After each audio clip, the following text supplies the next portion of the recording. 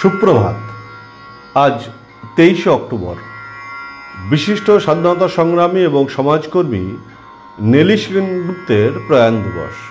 তিনি 1886 খ্রিস্টাব্দে কেমব্রিজে জন্মগ্রহণ করেন। তার আসল নাম নেলি গ্রে। তিনি 1904 খ্রিস্টাব্দে সিনিয়র কেমব্রিজ পাস করেন। কেমব্রিজের ডাউনিং কলেজে পড়াশোনার সময় যতীন্দ্রমোহন সেনগুপ্তের সাথে তার পরিচয় হয় এবং 1909 খ্রিস্টাব্দে তারা বিবাহ বন্ধনে আবদ্ধ হন। তারপর তিনি স্বামীর সাথে চট্টগ্রামে চলে আসেন।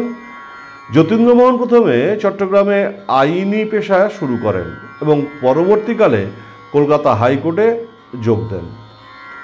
1921 খ্রিস্টাব্দে যতীন্দ্রমোহন আইনি পেশা ত্যাগ করে সস্ত্রীক অসহযোগ আন্দোলনে সক্রিয় অংশগ্রহণ করেন। তিনি চট্টগ্রামে খদ্দরের কাপড় বিক্রি করার সময় প্রথম গ্রেপ্তার হন। সেই সময় বার্মা অয়েল কোম্পানি ও আসাম বেঙ্গল রেলপথ ধর্মঘটের পরিচালনার দায়ে তারা দুজনেই গ্রেপ্তার হয়ে কারাদণ্ডে দণ্ডিত হন।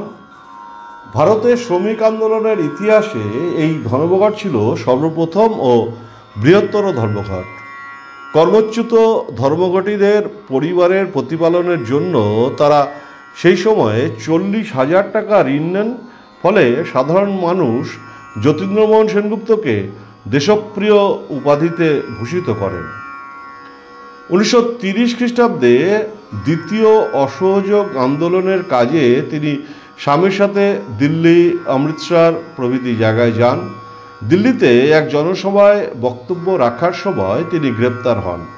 1926 খ্রিস্টাব্দে কলকাতায় এবং 1931 খ্রিস্টাব্দে চট্টগ্রামের ভয়াবহ বন্যায় তারা সাম্প্রদায়িক হাঙ্গামা ও ত্রাণ কার্যে অগ্রভাগে অংশ নিয়েছিলেন।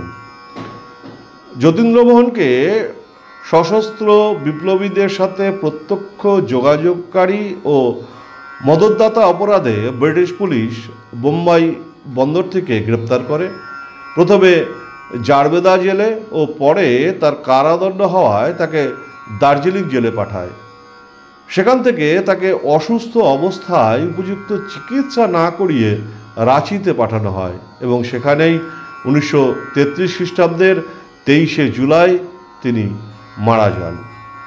স্বামীর মৃত্যুর পর তিনি পূর্ণ উদ্যমে স্বাধীনতা সংগ্রামের কাজে নেমে পড়েন এবং 1945 খ্রিস্টাব্দে তিনি পূর্ববঙ্গ পরিষদের সদস্য পদে নির্বাচিত হন।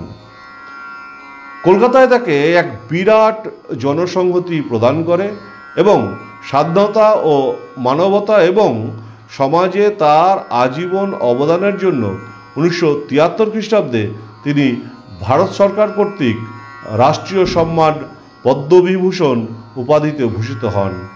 কলকাতা লিন্ডসে স্ট্রিট রাস্তাটি নেলি সেনগুপ্ত সরণি হিসাবে নামাঙ্কিত হয়েছে। কেষ্টপুরে তার স্মৃতিতে একটি বালিকা বিদ্যালয় স্থাপিত হয়েছে।